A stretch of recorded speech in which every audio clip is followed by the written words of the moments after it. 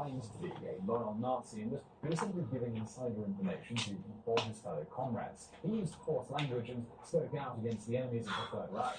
Since Delmer grew up in Germany, he knew how to write these words as if they were truly coming from a German person. No one would ever know that the show was actually produced by the English. Second, Delmer had a great sense of humor. He knew how to capture an audience's attention.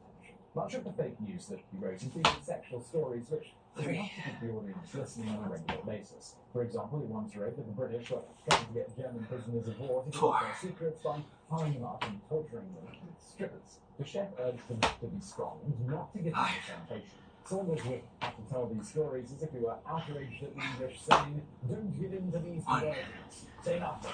Then, once he had their attention, he was the one to tell fake news that was secretly made. 2. Something that was also a part of the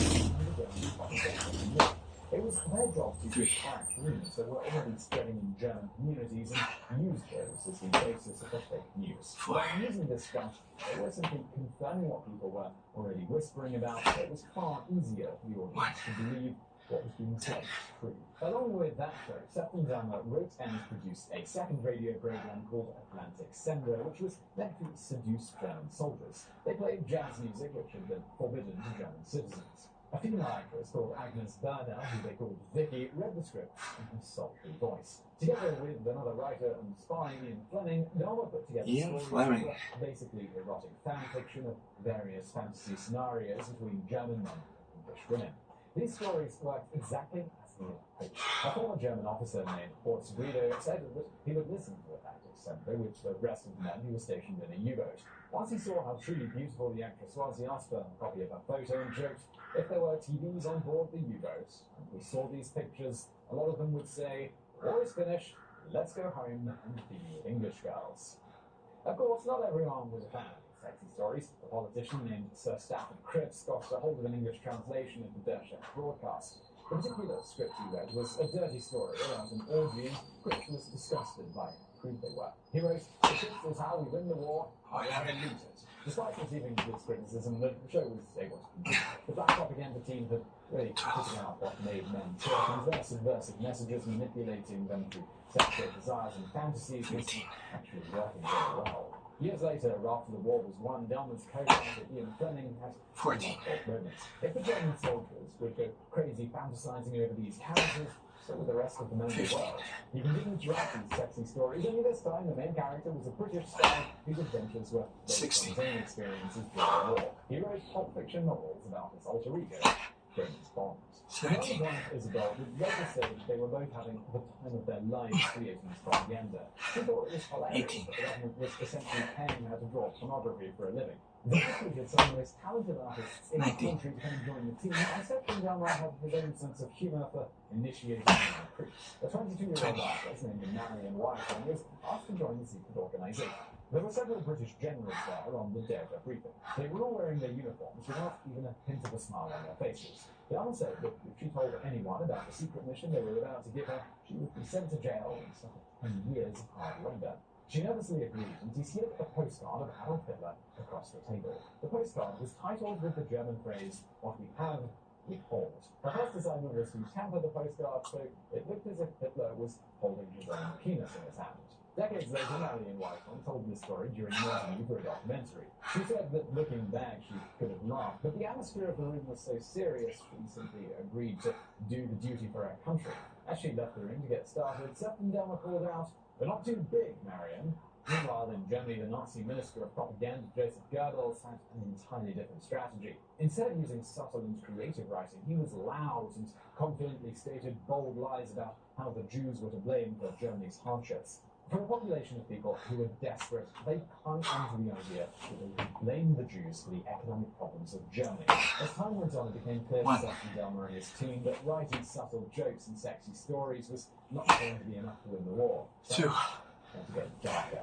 Delmer's team was able to find the exact typeface used in official German documents. This way, they created fake court records and leaked them to the public. All of these fictional court cases were made to have the SS officers guilty of rape and murder. He wrote excruciating details of the story only to acquit of all charges at the end. This was obviously meant to outrage anyone who read the documents, and it made the Nazi look like complete monsters. He wrote these to try to convince the German people that they were fighting for an evil and corrupt government.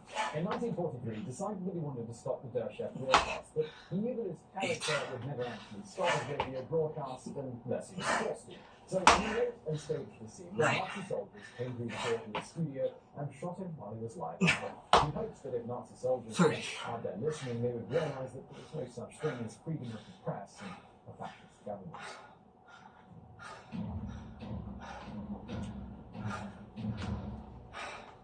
The longer the war went on, the higher the stakes became.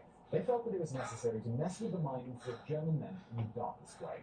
A lot of the information that was given to the black propaganda writers came from highly skilled British intelligence agents who were interrogating captured Nazi soldiers. Whenever a Nazi soldier refused to say anything about his top-secret information, they would try to get him to relax and talk about his personal life instead. Without realizing it, these soldiers were giving up information about the bases where they were staying, the bars where German soldiers drank, and so on. So since the names and details given out about the men on the radio were accurate, they believed there must be a spy among them who was giving away all of their information. This made the Germans distrust one another, and it was difficult for them to form a close bond with their comrades. They would read out the names of streets that had been apparently bombed in Berlin and Hamburg, even if they hadn't. They purposefully figured out where German U-bombers lived so that they could read out the specific addresses of all the men who were on the boats. This would make the soldiers fall into a state of depression and anxiety and completely ruin their morale. Many of those German soldiers would go through the rest of the war feeling like they had nothing to fight for. The British also dropped photographs of dead women and children over German faces, which made them wonder if their own wives and children were among the dead. Many of these men would be in the front of their lives to go home and find out that their family was still very much alive. The Germans chose to do the same sort of propaganda and with the strategy to make the Allied soldiers want to end the war and go home. They played the enemy's jealousy with a sultry female voice saying over the radio, asking if they knew what their wives and girlfriends were doing without them. By the time the Americans won the war, German planes were getting leaflets of fake white magazines featuring photographs of nude women on one side and death with a skull wearing a helmet. There was also one leaflet that said, "Gentlemen prefer blondes, but blondes don't like cripples." A picture of an American veteran and fatigue. All of these dark things led to Septon Delmo's most heartless project. It was called the Dead Letters. British intelligence were able to intercept letters written to German soldiers who had actually died. Many of them were from concerned mothers saying that they had not heard from their sons in a while and they hoped that they were safe. If British intelligence managed to intercept those letters, Delmo could write back to these families claiming that the men were in hiding and would soon be home. At first, this looked like it was actually being kind to these German families, but after reading enough of these letters over the radio, the German soldiers who heard the broadcasts would hear the names of the men they saw dying in front of their eyes. They knew that someone was lying, and they believed that the dead letters were proof of the German project. During these dark times, Septon Delmo's wife, Isabel, could not take it any longer. She resented Delmo for how cruel he was being to his fellow human beings. War or not, the propaganda wasn't funny anymore. She couldn't handle having any part of it, and they ended up getting divorced. The war had left its scars, and Isabel would go through 2 more marriages before the end of her life. After World War II, Septon Delmo returned to his job at the Daily Express. He published a novel called Black Boomerang in 1962, but beyond that, he lived out a quiet retirement. Sworn to secrecy, he never fully revealed the details of his time creating black propaganda until the 1970s, when enough time had passed and he was able to finally talk about his experiences in his autobiography, The Counterfeit Spy. Today, few people remember Septon Delmo or how he was a voice of opposition for the German people who were used to hearing the loud lies of Adolf Hitler and Joseph Goebbels. While we may never know just how many people heard his broadcasts, we do know that his work was one of the many elements that helped the Allies win the war. So I really hope you found that video interesting. If you did, please do give us a thumbs up and don't forget to subscribe to share new videos just like this every day of the week. If you'd like to check out something else that I do right now, then why not check out my other channel for the day I found out, and the link to that below as well as on the screen now. And as always, thank you for watching. 4.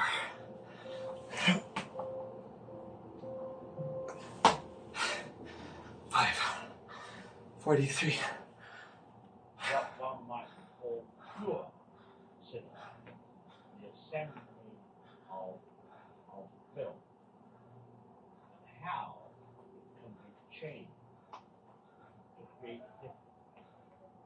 Now, the close up, let me show you what it is. Let's assume you saw a woman holding a baby. Now we cut back to his reaction to what and his smile. Now what is he as a character? He's a kind man. Now, take the middle 6. piece of film away from the child, but leave his 2 pieces of film as they were. Now you'll put it a piece of film of a girl. 8. Look. Really look at it. 9. What is he now? The old man. No longer. 10. 48.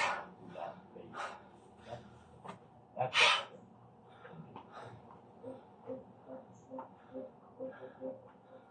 What you just saw was groundbreaking director Alfred Hitchcock discussing the power of the montage to influence, even change a viewer's opinion. This is known as the colour shock.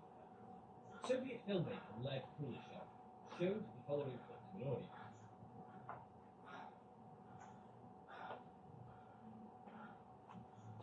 Then he showed them this.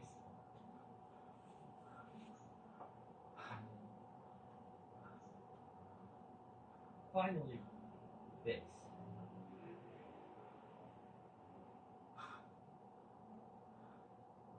The audience fervently remarked how the expression on the man's face was different in all Nope. 3 sequences. One showed hunger, the next sadness, and finally lust, as though they were all shot independently. This was not the case. The only difference between the 3 shots is the image spread between the posters. In all 3 examples, the close-up shot itself was the exact same piece of film. The man's expression did not change. Kuleshov used this experiment to demonstrate how the considered assembly of completely unrelated pieces of images and film can significantly alter a viewer's emotional response. This simple yet powerful technique has been used in propaganda to wage wars, win wars, spread tyranny, and it has been used in humanity's greatest films to make audiences laugh, sob, and scared sense. But there is one force in our modern world that holds the deftest, the slangiest skill, the most astute ability to rearrange information, influence nations, change narratives, and breed mass contempt. 5. The media. The ability to express TV news and increasingly 6. social media to take the truth and warp the lines of their ideological agenda is unrivaled. Fastidiously straddling the legal boundaries of the week. 8. And you may ask, I'm sure you're all too aware of fake news. Well, I'm not talking about fake news. I mean to draw your attention to a far more underhanded means of deception utilized by what you may consider the genuine media.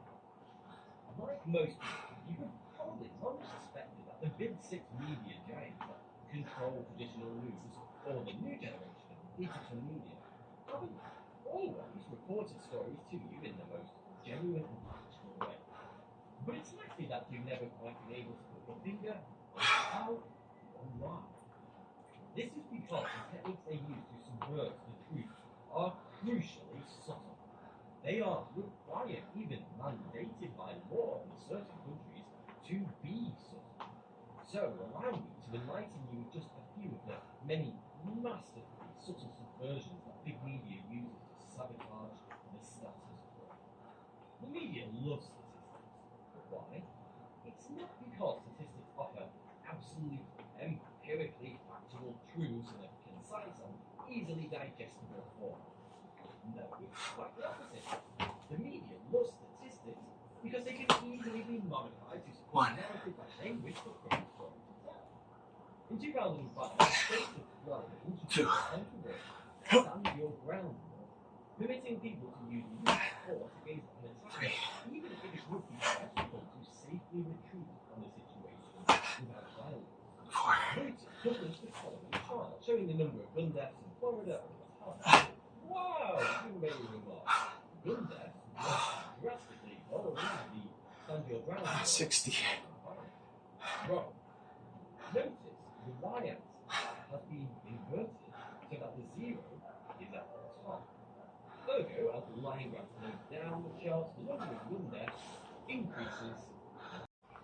And your brother.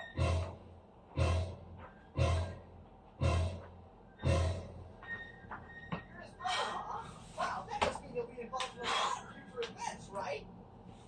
Right?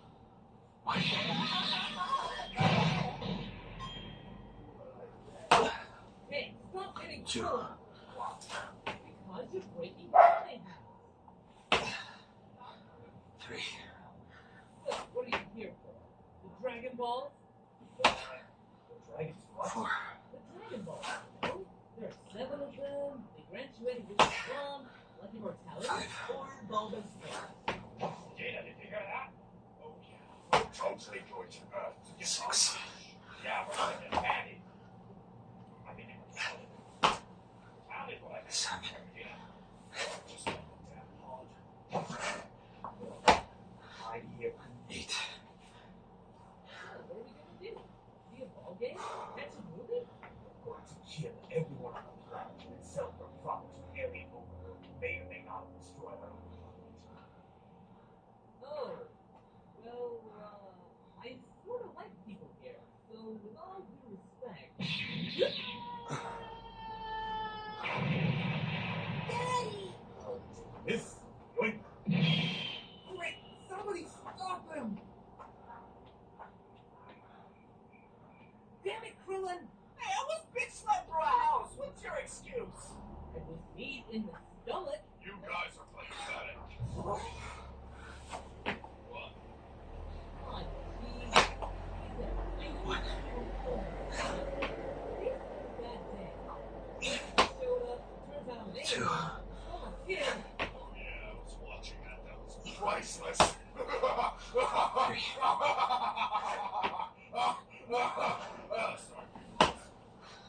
4. Wanna help me get him back? I'll friend you a mic. 5. Tom, you've been replaced. 6. Like football. 7. Now it's Snapple. What the hell? 8. Hey, Piccolo, mind if I ask you something? What is it? You're not human either, right? Yeah? And your dad spit you out as an egg, right? What about it? Are you a Yoshi? Yes, Goku. I'm a green fucking dinosaur. Can I ride you?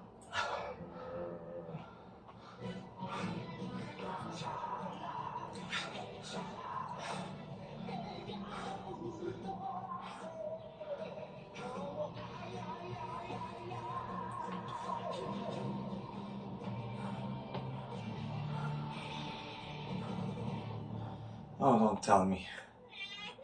Shut up. I said shut up! Shut up! Don't screaming angrily making you cry.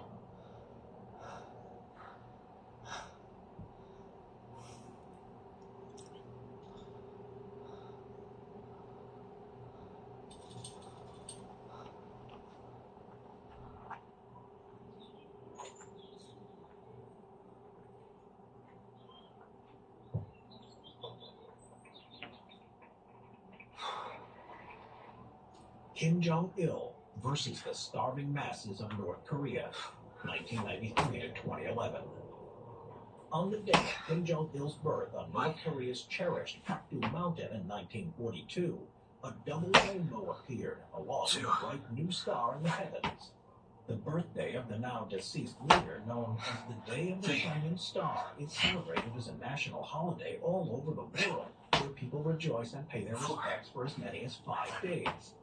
Or so the North Korean propaganda would have us believe. 5. In reality, Kim Jong-il was born in 1941 in the Siberian village of Notskoy. He would follow his father, Kim Il-sung, as the second leader of North Korea, living an extravagant and eccentric lifestyle while oppressing and starving ordinary people. His son, Kim Jong-un, rules today, and the population continue to live in abject poverty and terror in a strange land, 24. isolated and cut off from the world around it. The Kim dynasty has managed to build a very prevalent cult of personality in North Korea, heavily restricting or censoring any information that comes into or leaves the country. This is made possible by the support the regime has managed to sustain from the considerable strength of the nation's armed forces, ranked as one of the world's largest standing armies. At nursery school, children learn that while flowers need the sun to grow, children need the love of the great leader to grow. The system of indoctrination, control, and self-criticism seems both frightening and astonishing. On arrival to Pyongyang, the capital of North Korea, all visitors to the country must first lay offerings and flowers at the foot of two giant statues of Kim Jong-il and his father, Kim Il-sung. Independent travel for foreigners in the country is impossible, and even for a citizen of Pyongyang, a permit is required to travel outside of the capital. While citizens of the nation lived under the constant threat of famine, Kim Jong-il ate extravagantly. His favorite meals included sushi and shark fin soup, a controversial delicacy, as well as roast donkey and fresh lobsters. He ate with silver chopsticks and then washed it all down with French wine and champagne. The supreme leader even kept a regal wine cellar of over 10,000 bottles, and was known to have spent up to $720,000 a year on Hennessy cognac. The average North Korean, on the other hand, took home less than $2,000 a year. For them, the food choices were and still are highly restricted. Breakfast usually consisted of corn or maize porridge with powdered milk for children. At local grocers, white cabbage, cucumber, and tomato were the most common items to be found. Eggs and meat were considered rare. The main staple of the North Korean diet was rice, though bread was sometimes available and was often accompanied by a form of butter that was regularly rancid. In fact, the people of North Korea ate worse than even Kim Jong-il's dogs, who during the life of the curious dictator were fed a rich diet of expensive beef. Beef that an average North Korean would very rarely have seen, if ever. Indeed, one day Kim's kennel master was caught stealing the dog food and was sentenced to hard labor for 2 years. On the matter of beef, in the year 2000, Kim Jong-il decided that he wanted to try McDonald's. As the Western restaurant was forbidden in North Korea, he sent his chef to Beijing to buy hamburgers. Of course, by the time his chef returned, the hamburgers were cold, so Kim ate cold hamburgers. Shortly afterwards, he began a campaign to feed his university students gojigopak, which is Korean for double bread with meat. This new delicacy that Kim was credited with inventing bore a remarkable similarity to your common hamburger, however. Another of Kim's ideas to feed the population included breeding giant rabbits. A German farmer famous for breeding rabbits the size of dogs was apparently asked to help set up a farm in North Korea to alleviate food shortages. To begin with, he sent a batch of 12 rabbits to North Korea, but was shocked to hear that they were eaten at Kim's birthday banquet that year. According to the North Korean media, Kim was a man of many talents.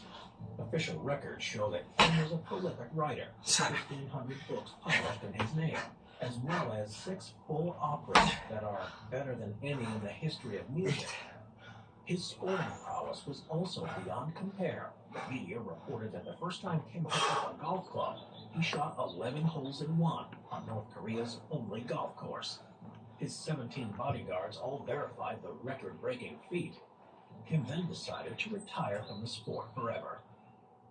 Kim Jong-il was also an avid movie fan and director, with a library of as many as 15,000 movies. The James Bond series and Rambo were among his favorites. As a passionate director, Kim saw that his movies were stiff and lifeless compared to the other films being released globally, however. He believed that this failure was down to the actors and the crew.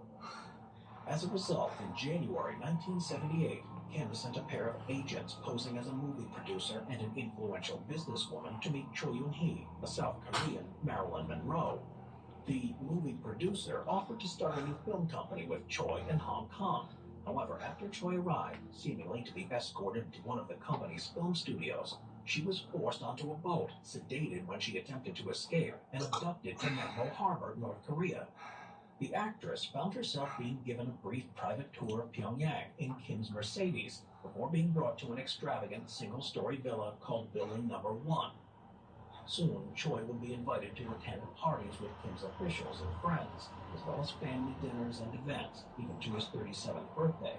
Kim Jong-il spent a lot of time with Choi and respected her opinions on the film industry. Her ex-husband, Shin Sang-ok, a renowned South Korean film director, was kidnapped to North Korea 6 months later. He was given lavish accommodations like Choi. However, he attempted to escape twice and was consequently detained at a prison labor camp in the Soviet Union. She was shielded eventually by thousands of people considered by Kim's government to be criminals or political radicals. Offenses included singing South Korean pop songs at home, leaving the state borders without permission, or being in any way related to someone who had been arrested. 3 years later, the pair were reunited and ordered to help the supreme leader make films. Kim understood that the propaganda of his films was not appealing to international audiences, and so he allowed Shin to broaden the subject material. Their most expensive film, made in the late 1980s, was Pugasari, a monster feature that starred a giant creature, heavily inspired by Godzilla, who sides with a feudal peasant rebellion against a corrupt monarchy. After 8 years of making many films for Kim, Choi and Shin ultimately escaped to a U.S. embassy while abroad in Vienna. In contrast to Kim's lavish lifestyle, entertainment options for the people of North Korea were far fewer. The capital, Pyongyang, had around 8 cinemas, but the films on show were heavily propagandist, and the plot often revolved around the North Koreans emerging victorious in a war against the South Koreans, Japanese, or Americans. Phones were only installed for high-ranking officials, and citizens had to report purchases of radios and TVs, which were checked by the authorities to ensure each set was tuned to official programming. Possession of foreign books, magazines, and newspapers was forbidden. The power supply at Pyongyang, and across the entirety of North Korea for that matter, was highly unstable. Under Kim Jong-il and continuing today, the arms industry was prioritized on the national power grid, therefore drawing much of the country's generated electricity away from the average citizen. Power outages were very common as a result, with recent studies suggesting that only 1 in 4 citizens had access to electricity in North Korea. To make matters worse, most citizens in Pyongyang lived in high-rise tower blocks, and due to chronic power cuts, were forced to rely on the stairs over the untrustworthy elevators. Many families tried to relocate older relatives to lower floors, but this was very difficult and often required a bribe. Apartments were also very cold, and if the electricity was suspended, no heat was available. Residents were then forced to cover the windows in plastic sheeting or newspapers in an effort to keep in the warmth.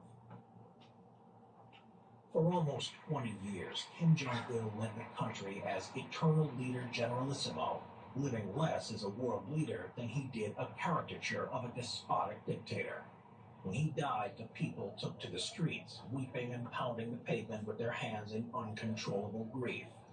This was far from an outburst of authentic emotion, however. According to one young student in Pyongyang, his entire future depended on his ability to cry. Mourning for the deceased supreme leader was, in itself, a matter of life and death.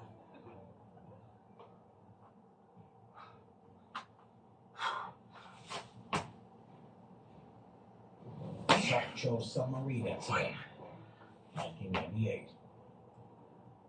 In the 1990s, the life of a sea fisherman in South Korea, where its fishing industry had been booming since the 1950s, was a relatively simple one. One of its most popular catches at the time was the eel-like goldfish. And seemingly the only threat to the fishermen's peaceful existence was the constant ongoing disputes with the Chinese authorities over fishing rights in the region. The recently developed scheme implemented by the South Korean government was beginning to worry many of the local fishing boat owners. This scheme was aimed at streamlining the fishing industry and making it more efficient, and had already led to 618 fishing vessels being scrapped. In one day in the summer of 1998, near the South Korean port of Sokcho, a commercial fishing trawler crew had the biggest catch of their lives, a 110-ton midget submarine. It was, in fact, a North Korean Yugo-class midget submarine that had snuck over the maritime border between North and South Korea and had now become entangled in the trawler's fishing nets, forcing the submarine to surface. The fishermen watched as the submarine crew managed to cut away the netting and began to sail north. But before long, it came to a standstill and just floated helplessly on the surface as its engine had stalled and stopped running. They reported the incident over their radio to the authorities, who dispatched some anti-submarine helicopters to the area, who confirmed its location. South Korean Navy surface ships soon surrounded the stricken vessel and at first tried to communicate with it by radio. And when that failed to get a response, they used loudspeakers and even tried tapping on the outside of the hull. As it was practically impossible to board the submarine at sea, they fastened it with a long rope to one of the Pohang-class combat corvettes at the scene, RKS Unsan, which towed it to the port of Palmyra. The South Korean Navy had only 2 years before captured a North Korean Shark Sang-ho-class submarine that had run aground in South Korean territorial waters while on a spying mission. This captured submarine is now on public display at the South Korean Unification Park in Gangwon, where visitors can go on board the vessel through special hatches that have been cut into the side of the hull. After the captured Yugo-class midget submarine, one was being towed into the harbor at the naval base at the port of Pompeii, it mysteriously sank in 100 feet or 30 meters of water, taking all of its crew down with it. It wasn't known if it sank because of mechanical failure or the crew had deliberately scuttled their own vessel. The next day, on June 23rd, the North Korean authorities issued an official press release saying that the submarine had been lost at sea in a tragic training accident. 2 days later, on June 25th, the South Korean Navy managed to salvage the 66-foot or 20-meter-long submarine out of the water. After cutting a hole into the hull, they were horrified to find 9 dead bodies inside, 4 of which were North Korean Special Forces operatives, and the other 5 were submariners of the North Korean People's Navy.